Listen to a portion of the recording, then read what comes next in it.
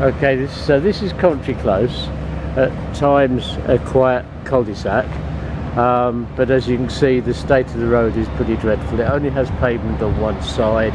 The other side you have basically corrugated iron fences, so hardly very pretty. Behind the corrugated fence you have a Mint coach firm who treat the place like their rat run. They reverse their buses down from the high road, they park on the pavement, they basically treat it as their own private little racing track. And then you've got the Royal Mail depot, which means vans going in and out of there many times a day. And now on top of this you have the building site for the new flats, with their lorries going in and out, unloading, offloading at all sorts of times. From the start of their work, Wilmot Dixon said that they wouldn't have their vans driving in and out of Coventry Close during peak time for people going to and from the school just down the road. However, they continue to ignore this. So last week, one day, 9:15 in the morning, when all the parents were taking the kids to school, the road was completely blocked with vehicles and people having to walk down the middle of the road. The council repeatedly has not done anything. Wilmot Dixon give us bullshit excuses and say it won't happen again, but it's been happening for 3 years now. So this is the green space behind Alpha House, or what's left of it, because the green space before the new building started was at least twice as large. Now it's reduced, and basically people have got a close view of their new neighbours when they arrive. So yeah, this is our various waste and recycling bins. The food waste bin you can see there, we managed to get after saying that we needed one at this end of the block as well as the other end of the block. Apparently Brent Council, or BHP, have to pay Veolia £740 to get an extra waste bin. Veolia's attitude is one food waste bin per block of flats, regardless of the size of the block of flats. So this block, which has twice as many flats as the other two blocks, also only gets one food waste bin from Veolia. The recycling bins, you can see, are far from enough for the number of households in the area, which in my view probably discourages people from bothering to recycle. So it says South Kilburn multi-use games area. In fact, it's not used by the community at all. The school have always refused to make it available to the community. So there's no major games area in the vicinity of lots of flats. So this shows you how close the new block and the old block are to each other, which is something we said from the start was ridiculous. But the other thing is they've built this new road through past the new block of flats. We've never quite understood why there's a need for a new road, but it does mean it may well become a rat run. So yeah, this is left, I mean there's still a pile of dirt there, but that could easily be cleared away. Whenever there's work done by the utilities or anybody else in the area, we always have something left behind, whether it's a bent fence or red barriers or mounds of earth. It's just ridiculous. Okay, so that's St Mary's School, and if you pan left you can see how close that is to the Canterbury Works and the building that's going on there. Canterbury Works, which is on the gate, at the very back by the railway station, is where Brent Council want HS2 to put their ventilation shaft, i.e. right next to the school, right next to the new building that's going on, and directly opposite an existing block of flats called Canterbury Court. The Canterbury House development, where building is going on currently, is purely luxury flats, no social housing at all, and they're so concerned about the area they refer to that block as being in Queen's Park, but it's bang in the middle of South Kilburn. Unfortunately, the HS2 campaign is partially being run by a PR company acting for property developers at the moment. So the property developers building that luxury block and property developers who hope to build a 10-storey block where the HS2 vent shaft would be. So we're saying we don't want either the vent shaft or the 10-storey block.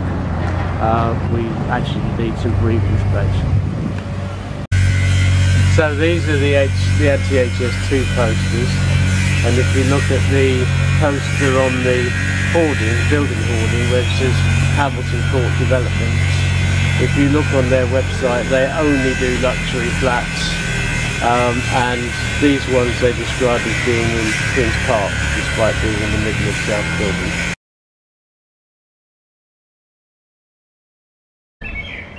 Okay, so this is an access route currently used by rail when they're doing P-way work and so on.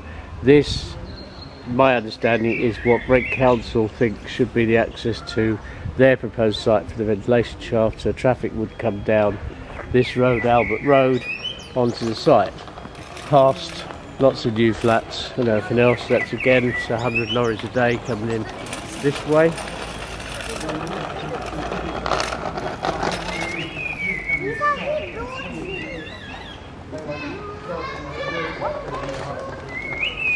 Then that doesn't solve the problem. They have to get out at the other end, and they would be coming out by our flats at the other end. The other thing about this site is that these are much smaller roads, and therefore the 100 lorries a day would cause much more chaos down these smaller roads than they would down main roads. So what that makes you think that the other site would have been better? The car park site? That way, I'll show you. Okay. So from here you can see two new tower blocks on the right and an old tower block on the left. You can only see one of them.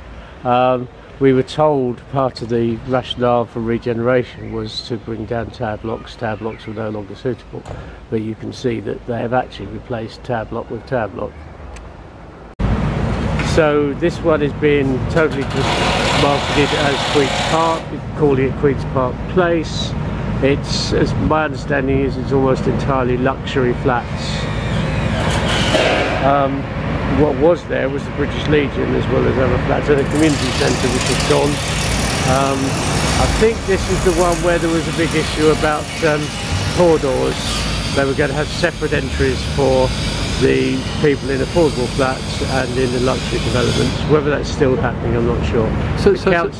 The council was saying it was totally relaxed about the issue.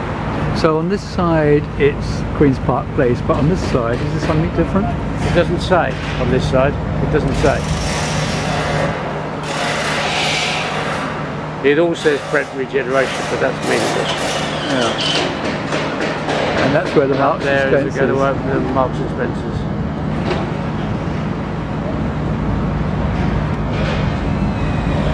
So is this what you refer to as the gentrification of the area? Yep. Well, this is part of what we're referring to, but in all the new build blocks, they are not social housing. The whole area used to be social housing, and now it's lots of flats for extortionate sales, flats for market rents, and some social housing. The car park you can see there is where HS2 plan to put the ventilation from, which Brent Council say they want to use for regeneration of flats. That car park is nowhere near as close to a school, residences, even shops as the site at Canterbury Works, which Brent Council prefer. The other advantage of this site is here there are actually main roads going around the site, and it would be easy for the lorries to drive in and drive out without the complications of narrower roads and driving past flats. It's on the main road. But it's actually opposite the posh houses, flats in Queen's Park Place. That's true. But again, they would have known about HS2 when they started building. So how does it affect Salisbury Road, past the station? Well, you tell me. Some of the lorries might come that way, but of course they might come that way whether it's on that side or on this on the site down Canterbury Works. Yeah. And is this the actual preferred site? That is HS2's preferred site, yes. So over the road in Carlton Vale you see the green space being half term. There's quite a few kids there. This is the only real expansive green space left in South Kilburn. It's very nice, but it's hardly enough for an estate of this size. The tower block in front of you is Gloucester House, and you can see behind it one of the blocks of Durham Court. Those are due to come down in the next phase of development, and a lot of them are now empty and boarded up. Obviously people being decanted out. And was that a compulsory purchase order, or was it? A compulsory purchase, yes. And have they all been offered? That I don't know.